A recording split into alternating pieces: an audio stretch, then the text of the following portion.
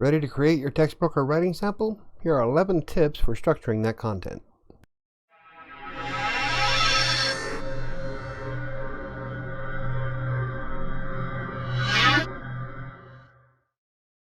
Now I went into a little bit about how to create your writing samples inside the Textbroker profile.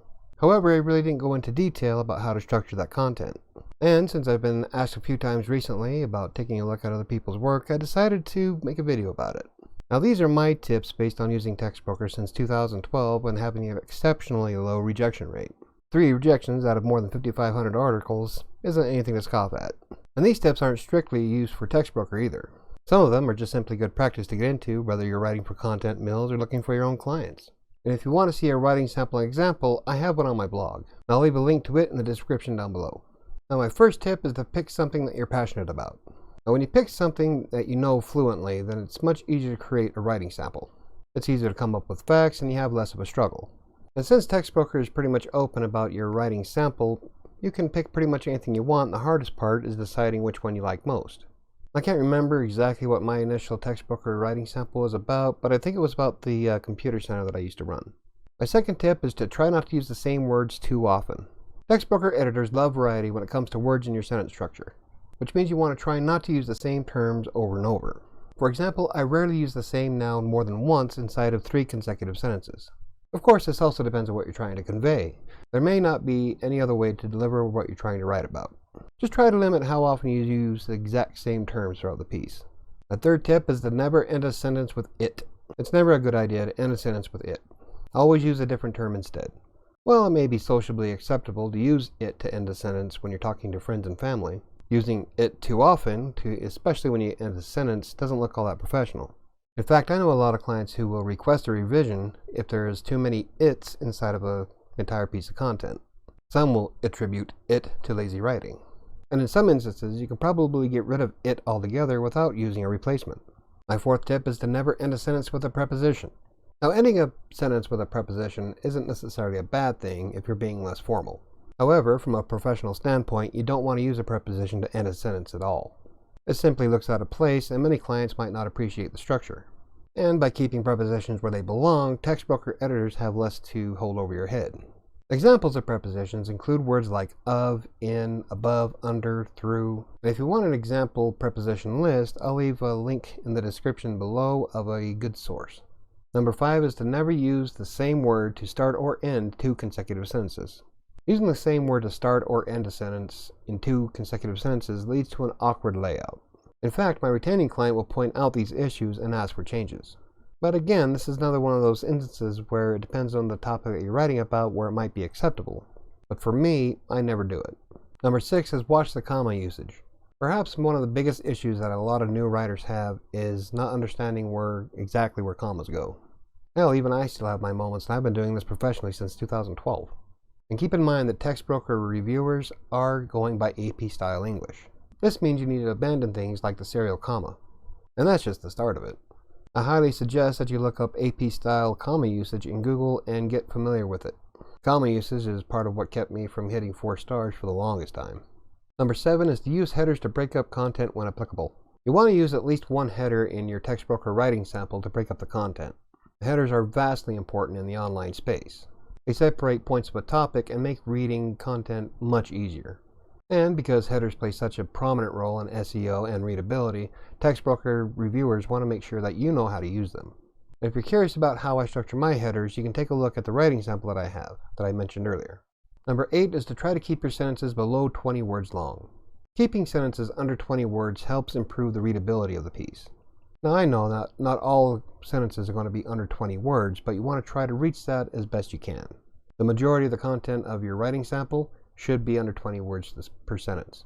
Not only does it make the piece easier to read, but it scores better in SEO, something Textbroker reviewers and clients are going to notice. Number 9 is to try to keep paragraphs to 2 to 3 sentences long. Now there's a bit of debate about how long a paragraph should be on the internet.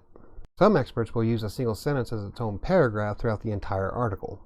And I can tell you this will not score well with Textbroker reviewers. As a rule of thumb, I try to keep the paragraphs to 2 to 3 sentences long. Of course, this also depends on the point that I'm trying to make in the paragraph.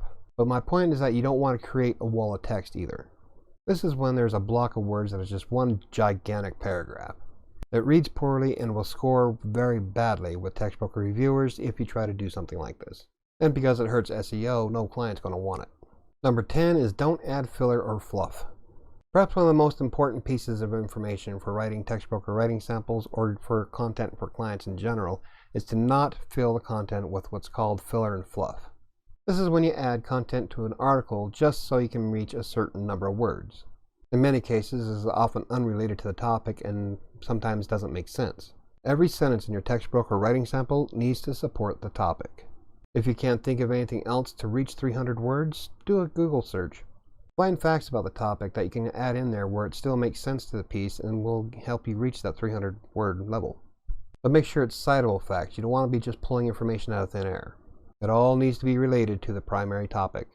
Include as much information as you possibly can to avoid using filler or fluff words. Now this is vastly important when you're finally hired by Textbroker and start writing for clients as well.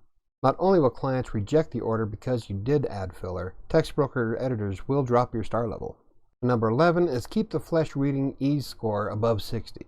Now this goes along with making content easier to read. For instance, I'll use Yoast SEO and WordPress to make sure that all the content that I create for clients reaches above 60 on the Flesch reading ease score. I've done a video on this and you can check it out by clicking the card above. I'll also include the link to the video in the description down below. But since using Yoast SEO to make sure that the Flesch reading ease is at its optimum level, I have yet to have a revision request from clients regarding sentence structure.